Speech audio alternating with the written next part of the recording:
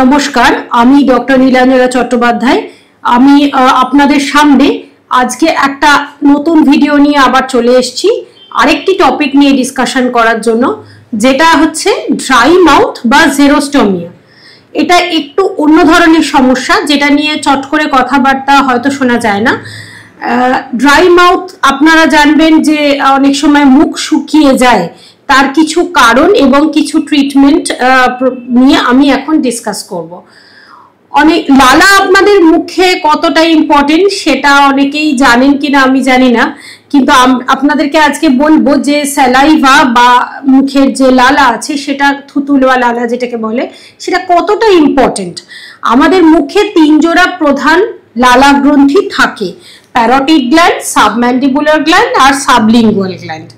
এবার এটা থেকে স্যালাইভা সিক্রিশন হয়ে মুখগহ্বরে মিশ্রিত হয় এবং এটা কিন্তু আমাদের কথা বলতে হেল্প করে, খাবার হজম করতে করে এবং ব্যাকটেরিয়ার হাত থেকে আমাদের মুখকে রক্ষা করে। তো কিছু কারণে যখন এই লালা যথেষ্ট পরিমাণে তৈরি হয় না বা মুখগহ্বরে মিশ্রিত হয় না, তখনই কিন্তু এই ড্রাই মাউথ বা জেরোস্টোমিয়া হয়। আমি অনেক কারণ আছে, কিন্তু খুব স্বল্প সময়ের মধ্যে বা স্বল্পভাবে আমি ডিসকাস করতে চাই খুব মেইন পয়েন্টগুলো।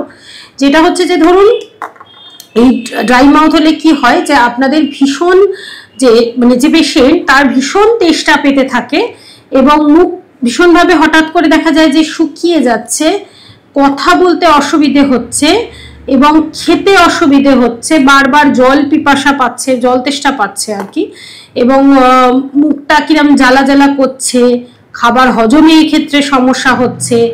তো এইগুলো হচ্ছে কিছু লক্ষণ। ঠোঁট ফেটে যাচ্ছে হয়তো, অনেক সময় গরম খেলে মুখে ঝাল লাগছে, জ্বালা করছে, মুখে দুর্গন্ধ হচ্ছে, বা যদি কেউ বাঁধানো দাঁত বা ডেঞ্চার ব্যবহার করেন সেক্ষেত্রেও সেটা ফিটিংয়ে হঠাৎ করে অসুবিধে হচ্ছে, অ্যাডজাস্ট হচ্ছে না। এটার কারণ এটা কাদের হয় এবার বলি। ধরুন কেউ কোনো মেডিসিন খাচ্ছে, সেটা অনেক বছর ধরে চলছে, তার একটা লং টার্ম এফেক্ট কিন্তু এই ড্রাই মাউথ হতে পারে। আর কাদের হতে পারে, যেমন ধরুন ক্যান্সার পেশেন্ট যাদের কেমোথেরাপি চলছে বা রেডিওথেরাপি চলছে, বা থেরাপিটা শেষ হয়ে গেছে, তারপরেও কিন্তু এই ড্রাই মাউথের সমস্যা তাদের খুব বেশি মাত্রায় চান্স আছে হওয়ার। এক্ষেত্রে তাদের চিবোতে, কথা বলতে, খাবার গিলতে সমস্যা হয় এবং যা বললাম বারে তেষ্টা পায়। কোনো অ্যাক্সিডেন্ট বা ট্রমা থেকে কোনো নার্ভ যদি ড্যামেজ হয় সেক্ষেত্রেও হতে পারে এটা। এছাড়া একটি রোগ আছে ইয়গ্রেন্স সিনড্রোম বলে, সেখান থেকেও হতে পারে। যদি পেশেন্ট এইডস HIV-তে আক্রান্ত এবং এইডস হয় তার, সেক্ষেত্রেও কিন্তু ড্রাই মাউথ হতে পারে।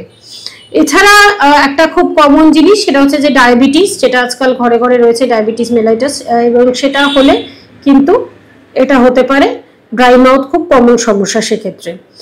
এছাড়াও আপনি অনেকদিন ধরে স্ট্রেস অ্যাংজাইটিতে ভুগছেন, সেটাতেও ড্রাই মাউথ হতে পারে। এবং লক্ষণগুলো তো আমি বললাম একটু আগেই, যে আপনার লালাটা কিরকম একটু দেখবেন চটচটে হয়ে যাচ্ছে, মুখটা কন্টিনিউয়াস ভাবে শুকনো রয়েছে এবং বিশেষ করে কথা ভালোভাবে কোনো স্পষ্ট উচ্চারণ করতে, খেতে, গিলতে, চিবোতে ঠিক কমফোর্টেবল বোধ করছেন না, থুতুর অভাবের জন্য খুবই অসুবিধে হচ্ছে, ঠোঁট ফেটে যাচ্ছে, হজম হচ্ছে না, জ্বালা করছে, জিভটা অমসৃণ হয়ে যায়। বিশেষ করে আমরা যখন ওরাল এক্সামিনেশন করি তার জিভের অবস্থাটা দেখতে পাই, এবং অনেকেই কমপ্লেন করেন যে কিছু নর্মাল খাবার খাচ্ছি কিন্তু ঝাল লাগছে, জ্বালা করছে, ঘন ব্যাকটেরিয়াল ইনফেকশন হচ্ছে মুখে, দুর্গন্ধ এবং গলাতেও একটু ব্যথা হচ্ছে। তো এই ধরনের সমস্যা হলে আমরা এক্সামিনেশন করে এবং হিস্ট্রি নিয়ে বুঝতে পারি তাদের ড্রাই মাউথ হয়েছে কিনা। সেক্ষেত্রে অবশ্যই ডেন্টাল সার্জনরাই আপনাদের হেল্প করতে পারবেন, এবং আপনি তাকে প্রপার হিস্ট্রিটাও দিতে হবে, আপনার এই ধরনের কোনো রোগ হয়েছে কিনা বা চিকিৎসা হয়েছে কিনা, বাকি ডিটেলসগুলো দিলে তার পক্ষে ডিটেক্ট করার সুবিধা হবে। এক্ষেত্রে কিছু সহজ উপায় আছে যেগুলোকে ঠিক করা বা কিছুটা হলেও আপনাকে আরাম দেওয়া যায়। সেটা হচ্ছে যে ধরুন প্রচুর জল পান করতে হবে। আপনার এক্ষেত্রে অনেক সময় দেখা যায় যে স্কিনটাও ড্রাই হয়ে যাচ্ছে, বা জয়েন্ট পেন বা স্কিন র্যাশ বেরোচ্ছে, বা জিভের স্বাদও পরিবর্তন হয়ে যাচ্ছে। সেক্ষেত্রে জল পান ছাড়াও, মানে আমরা কিছুক্ষণ অন্তর অন্তর জল পান করতে বলি তাদেরকে, এছাড়াও আমরা একটা ভিটামিন সি অনেক সময় সাপ্লিমেন্টস দিয়ে থাকি। এগুলো অনেক সময় লজেঞ্জের মতো, মানে লজেঞ্জের মতো ওষুধ হয়, এবং এগুলো মুখে চুষে চুষে খেতে হয়। এটা খুবই টেস্টিও লাগে, এবং এটা থেকে অনেক প্রচন্ড স্যালাইভা সিক্রিশনটা ভালোভাবে হয়। এছাড়া আমরা এক ধরনের মাউথ ওয়াশ দিয়ে থাকি। সেই মাউথ ওয়াশে জাইলিটল বলে একটা কম্পোজিশন থাকে, যেটা মানে অ্যালকোহল ফ্রি মাউথ ওয়াশ দিয়ে থাকি, এবং সেই জাইলিটল যেটা আছে সেটাও কিন্তু হেল্প করে আপনার মুখে লালা সিক্রিশন হতে। এছাড়া সুগার ফ্রি চুইং গাম আমরা ইউজ করতে বলি, তাতেও জাইলিটল থাকে, এবং সেটাও কিন্তু লালা সিক্রিশন হতে হেল্প করে।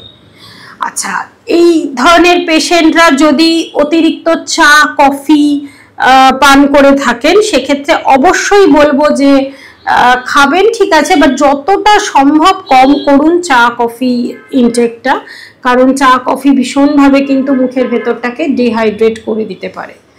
অবশ্যই আর একটা ইম্পর্টেন্ট জিনিস সকলেই হয়তো জানবেন যে অ্যালকোহল বা স্মোকিংও কিন্তু ড্রাই মাউথের অসুবিধাটাকে আরো অনেক পরিমাণে বাড়িয়ে দিতে পারে, এবং অবশ্যই যদি কারোর মদ্যপান বা ধূম্রপান করার অভ্যেস থাকে, এবং স্পেশালি এই ধরনের পেশেন্ট যারা, তাদের তো অবশ্যই বন্ধ করতে হবে, এবং বেশি করে জল পান এবং বাকি যে পদ্ধতিগুলো বললাম সেগুলো করতে হবে।